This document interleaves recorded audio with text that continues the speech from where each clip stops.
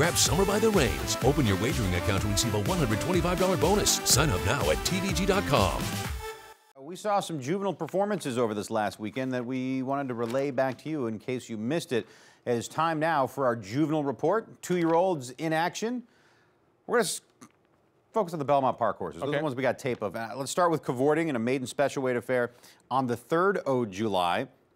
6 furlongs a distance, earning a Beyer speed figure of 79, but doing it stylishly.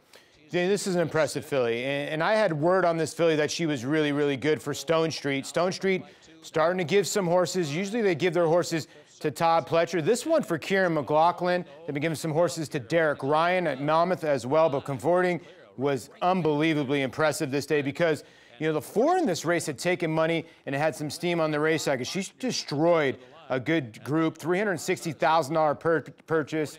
A daughter Bernardini out of the Carson City mare. And Kieran McLaughlin usually doesn't have him cranked up first time out. And this is a new client for him in Stone Street Sale. I think this filly has a ton of potential. Yeah, she showed it there in the that maiden special weight affair. Now we've got a horse who broke the maiden against Stakes Company in the Lynbrook Stakes that went 6 furlongs on the 6th of July, so this past Sunday. Wonder Gal turns in this performance under Taylor Rice. Wow, this was an amazing performance. The horse wins by almost 17 lengths. I mean, now you go look back at the stakes race.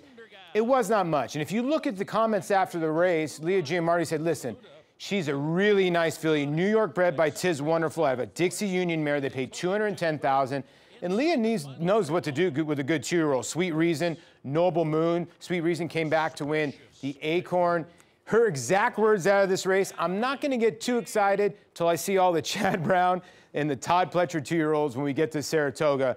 But this is a New York bred that'll probably be pointed towards the Adirondack and maybe go from there. And then some other 2-year-old races maybe at Saratoga. For some New York breds, they got a ton of options. Again, might not have been the greatest field, but what Simon Bray always says, visually impressive.